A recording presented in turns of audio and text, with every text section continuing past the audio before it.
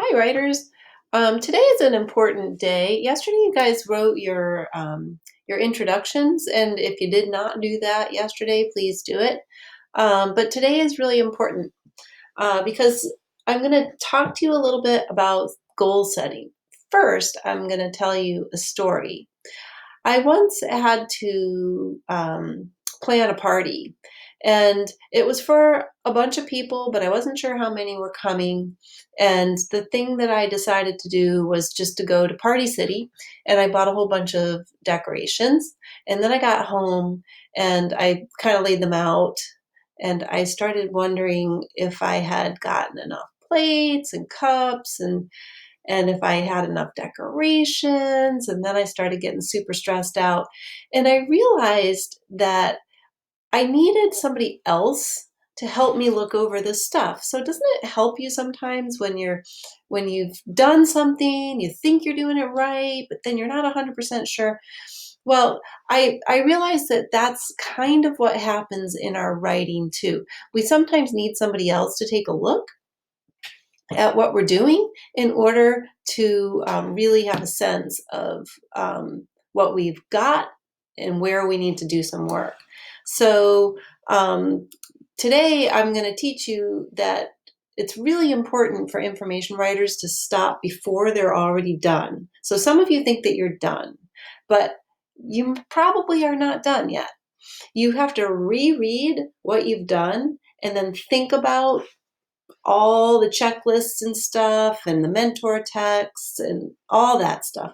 And you really have to ask yourself what's working already and what do I still want to do to make this as strong as possible, to make this writing talk to my reader. So checklists are really important.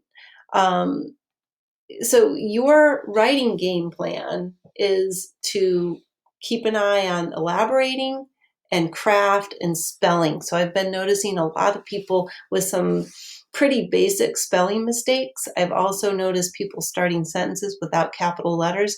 That kind of stuff needs to get fixed up. So let's take another look at our informational writing checklist. We're going to keep on clicking on that at the top of our classwork page underneath the Language Arts Resources tab. This is super, super important. Today we're going to really think about the second page, these two things, elaborating and craft. Are you using drawings and captions and diagrams? So I'm going to show you how I did that. So let's take a little bit of a look at my cockroach book. So we're looking at the lead. Here it is. It says, I taught readers information about a subject. I put in ideas, observations, and questions. So that's overall. I wrote a beginning in which I got readers ready to learn a lot of information about the subject. A lead is another word for introduction. Let's see if I did that.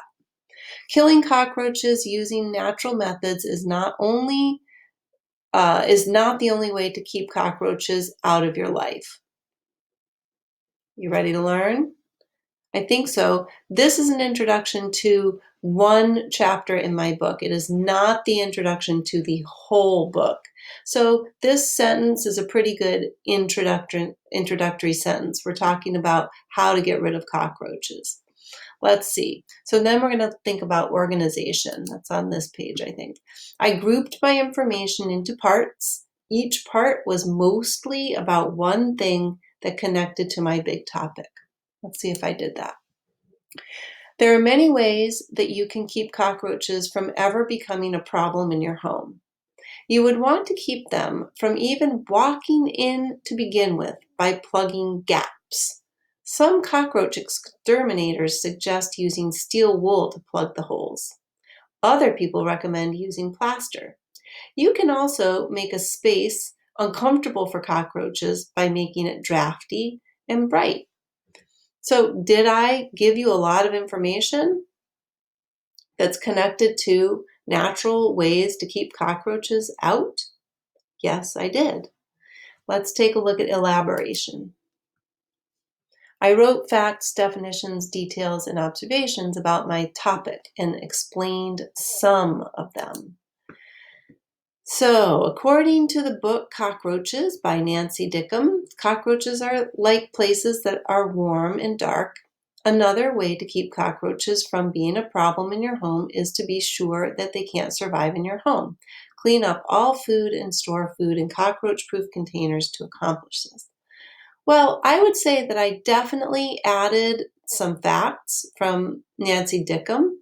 Um, and I even wrote down where I got it from, but I don't think that I explained it super duper well. So I think that I could probably say more. Another way to keep cockroaches from being a problem in your home is to be sure that they can't survive in your home. And then I really just leave it like that. So I think I could add more. I'm going to go back and work on that.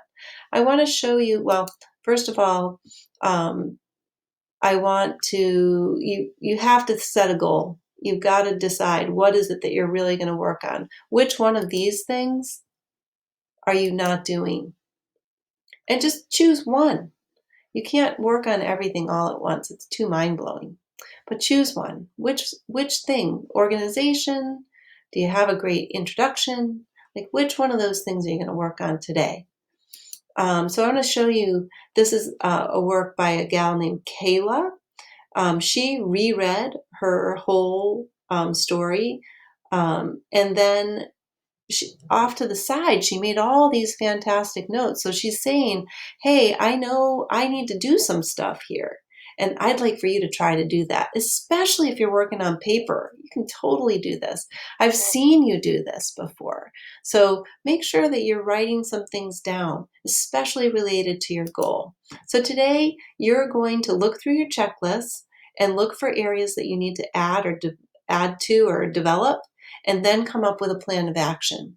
And take some notes on a piece of paper and then revise. That's what we're doing right now. So when you're done, you've just begun. Read your checklist, come up with a plan, and revise.